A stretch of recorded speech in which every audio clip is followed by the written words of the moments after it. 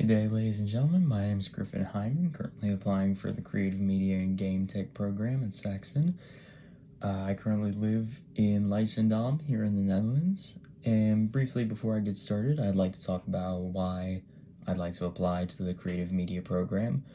I've always held a interest in games and really just pop culture, anything tech-driven as a whole. And over the last year, I've really challenged myself to learn more about games, the industry, how they're made, etc. And I believe Saxon is the best place for me to really expand on that knowledge and skill set. So, without further ado and without mincing words, here is my portfolio as well as the game I made for the admission assignment.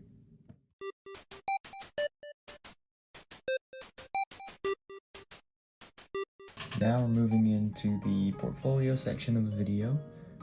To start off, just a quick summary of kind of my journey leading up to this point. I started in Plano, Texas when I was born. If you don't know where that is, just Texas is fine. And while I was living there, while it was a great place to live, don't get me wrong, there wasn't a big push for the arts. So once me and my family moved here a few years ago, I really pushed myself to learn as much as I could about art in a professional setting, as opposed to just sketching and doodling and teaching myself what I could along the way. Since then, I've started expanding my skill set, working on different styles, genres. I've toyed around with narrative work as well, and I would say that I'm pretty proud of the progress I've made, and I'd like to show you some of the progress that I've made along the way.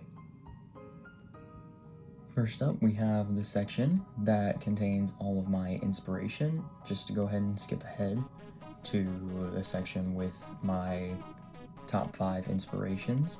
The first one being Jamie Hewlett, who is the artist and co-creator for Gorillaz, and he's also known for his series Tank Girl, which is quite good. It has a very gritty, multicultural kind of feel to it. It's very, I suppose the best term would be punk rock. Next is Team Reptile, who is the creator of Bomb Rush Cyberpunk, a very fun, very fast-paced game, kind of based around early 2000s games in terms of graphics and style, very heavily based on Jet Set Radio, which is one of my, granted I never got to play it, but seeing the art and videos of people playing it, it was very fun to watch as a kid. In addition to Team Reptile, we also have Hideki Anno, who is the creator and author of Neon Genesis Evangelion. I watched this show and read the manga as well years and years ago, and the weird combination of religious themes and Japanese mecha really stuck with me. And keeping in the same vein of a Japanese artist, we also have Tatsuki Fujimoto, who is the creator of Chainsaw Man.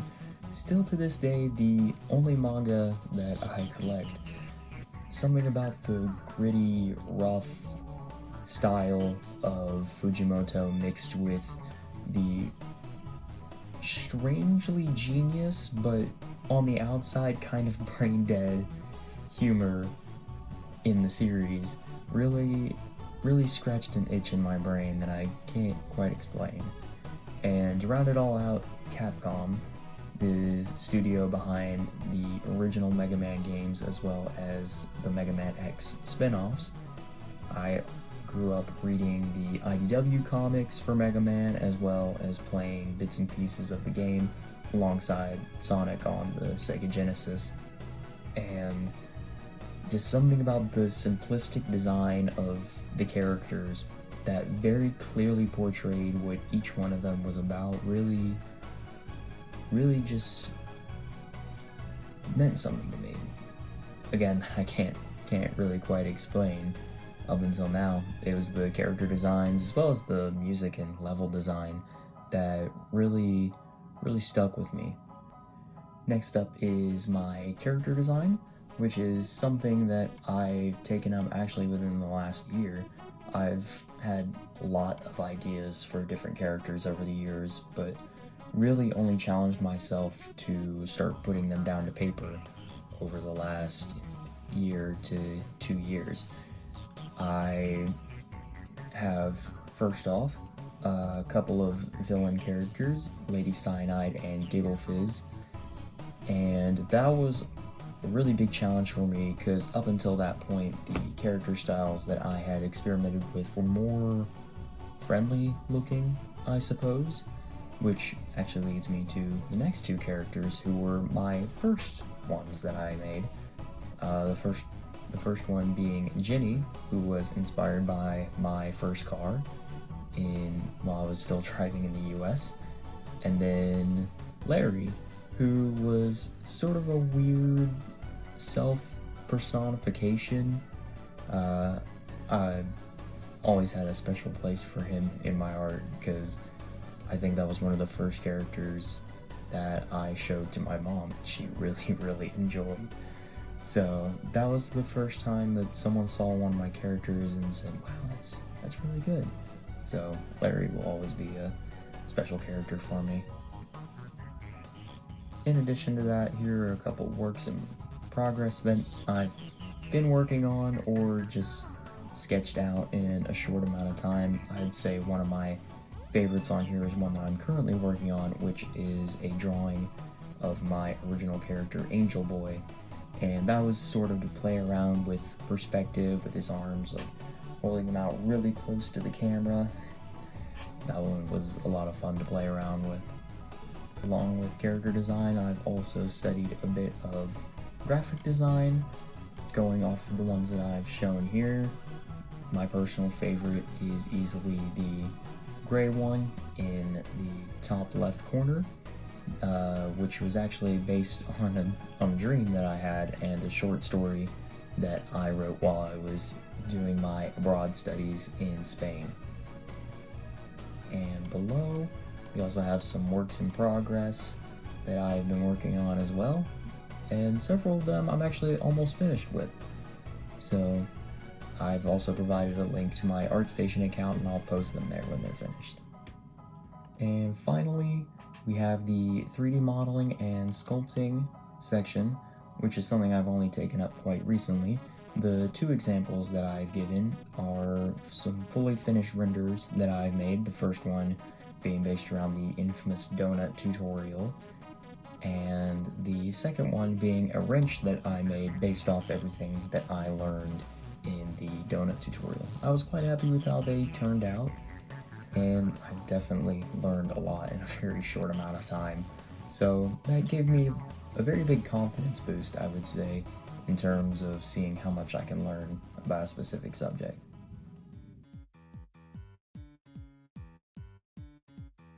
Now, the final part of the video is obviously the game for the admission assignment.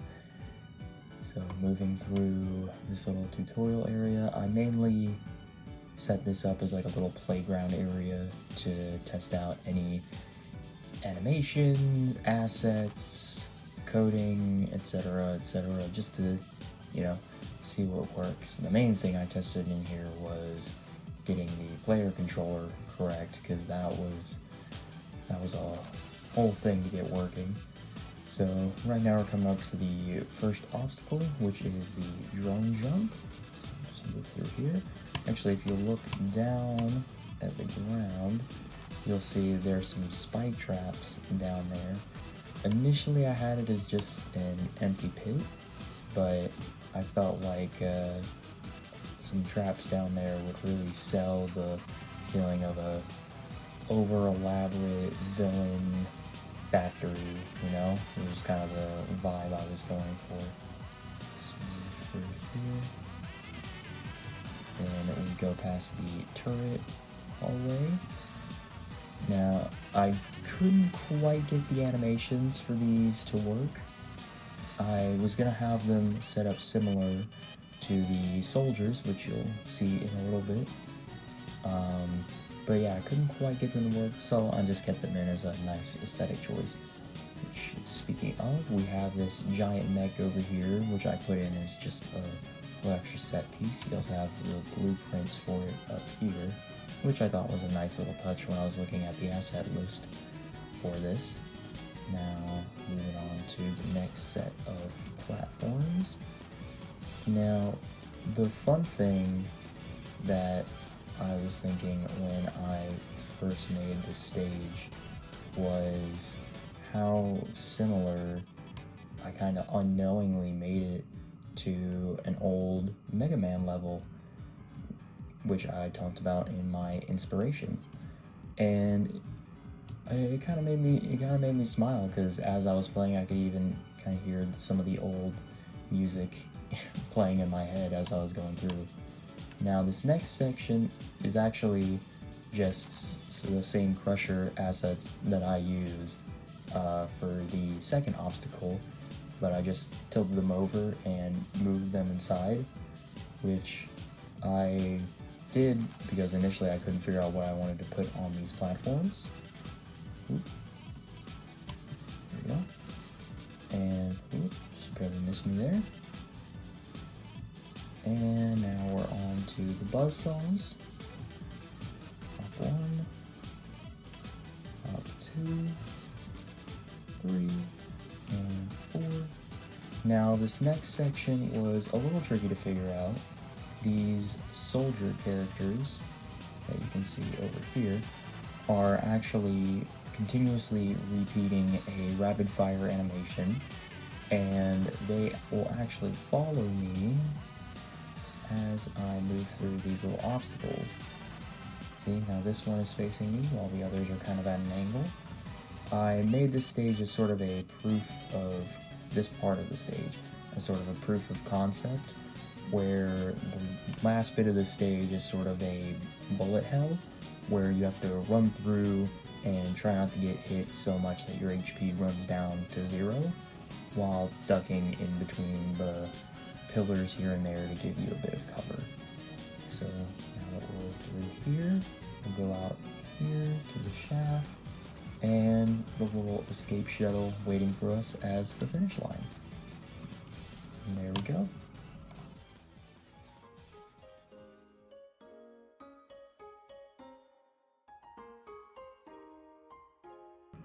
I hope you enjoyed my portfolio and the game that I made for the mission assignment.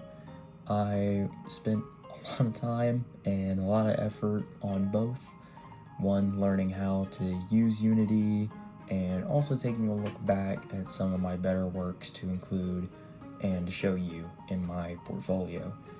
I had a lot of fun and a lot of challenges with this project, and I really do hope that joining Saxion in creative media and game tech is in my future, because I really look forward to learning more skills that will allow me to make things like this, but also improve as well. So I really hope you consider me for the program, and I look forward to hearing from you. Excuse me. I hope you all have a good day,